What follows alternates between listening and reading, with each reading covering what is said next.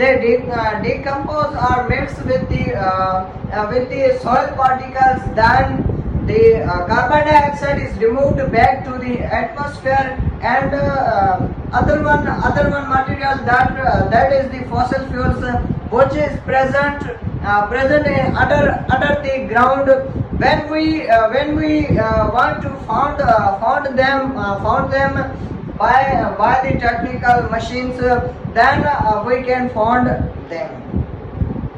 Other one is the question, that is the how we use this, and what are the advantage and what are the disadvantage of the fossil fuels.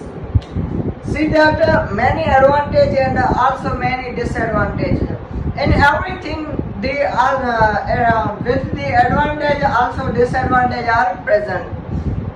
So here, as it as the fossil